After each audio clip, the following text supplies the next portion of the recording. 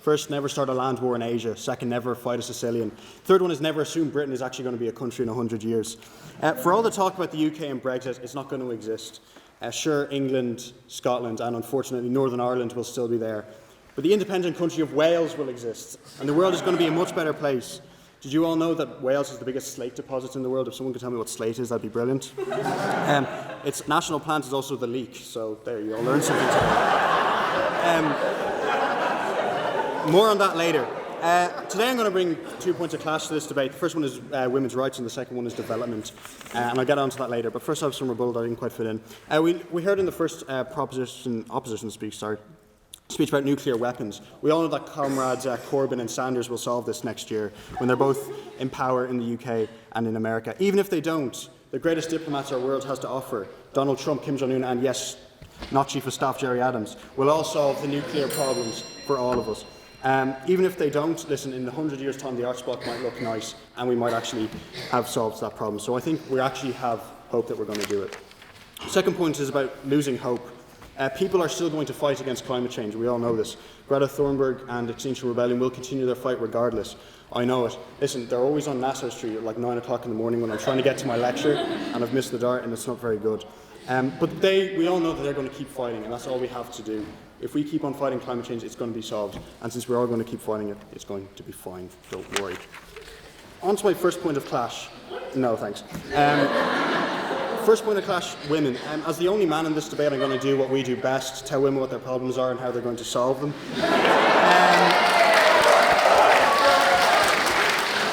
Listen, we've heard a lot about climate change and how it's going to impact developing women the most, because these are the most impoverished people and therefore they don't have the means to fight climate change. That completely ignores what we're seeing nowadays with women in the developing world, with the development of microfinance.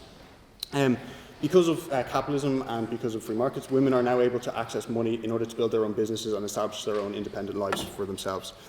This means that they can start their own businesses, educate themselves, leave domestic violent relationships, and build a better life for themselves. This is of universal benefit in allowing women to develop themselves. Those slate deposits I mentioned earlier, they're going to be developed with this microfinance, and it's going to be great in Wales. If any Welsh people are offended, I just call their country developing.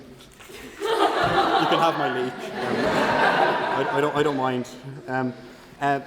Technology and connectivity.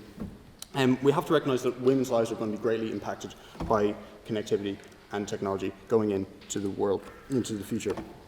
Women now have more access to education, literacy than any other time in human history, and this is surely going to continue as more people seek to help these people in the developing world. Access to medical care for women, particularly sexual and reproductive health care relating to teenage pregnancy, that's only increasing as the world goes on, and that's only going to get better, which means that these women are going to be able to live longer, and we think that's for the best.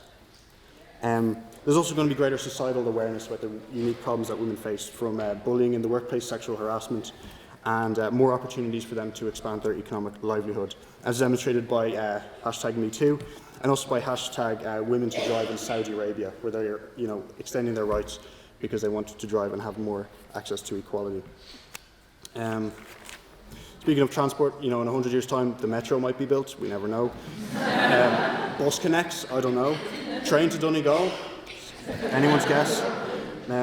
Speaking of trains, everyone should look up the Welsh Highland Railway. It's actually still that's Wales is where the future's at. Listen, on the political representation that women have, what we're actually seeing right now is a fall in the absolute regimes that actually oppress women. If you look in Sudan, Omar al-Bashir's fallen. If you look in Wales, Prince Charles is on the way out. Political developments for these women are going forward. They have more access to education. These people, they're going to be freed. One second. They're going to have more access to education. They're going to have more access to economic livelihood. And as in Saudi Arabia, they're going to have more access to rights. That is only good for everyone. Yes. When your life changes for everyone, then surely women are the first to go for the worst because they are already at the bottom of the food chain. They're already a minority. No. See, this is the thing, right? I think your side doesn't have any hope. And I think that's what we need to have. We need to recognise that the actual capacity of the human race to change, identify problems, and deal with them on an ongoing basis is unrecognisable in any other species on the planet, and therefore I think we're going to be fine. So yeah, woohoo. development, and I think this is brought up about technology and how development and technology collide. We're told very bad things about AI in the future and how it's all going to be very terrible for us. But the opposition doesn't realise the actual positive benefits that come from, expansion of data, access to medical facilities particularly. Biotechnology, cancer treatment, HIV, AIDS treatment are all going to be possible in the 100 years to come. And that's only a good thing because it means these people have access to better healthcare treatment. No, thank you. It's really important for debaters. I don't know if any of you saw it. UCD had a recent outburst of mumps.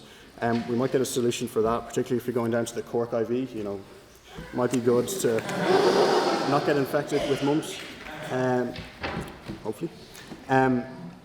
Structural inequality. Listen, I think we have to recognise that technology is actually helping the gap between the richest and the poorest in our society, and it's making people who were worse off in the past better off today. The gap is closing in life expectancy, in quality of life, standard of living, and educational achievement due to this, and it will only continue in our own country as well. And we can finally address the absolute structural deficit that exists in our inequality, which is that lawyers are discriminated against.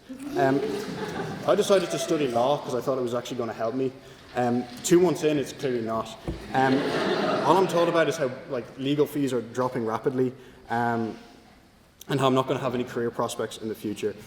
With AI and technology, we're finally going to be able to help the people who deserve it most, lawyers like myself. So I brought you 2 main points today. The first one was how about women's rights and how in the future women's rights are going to be better, and the second one is about development, AI, and how it's going to help lawyers. Thank you very much, and I beg you to.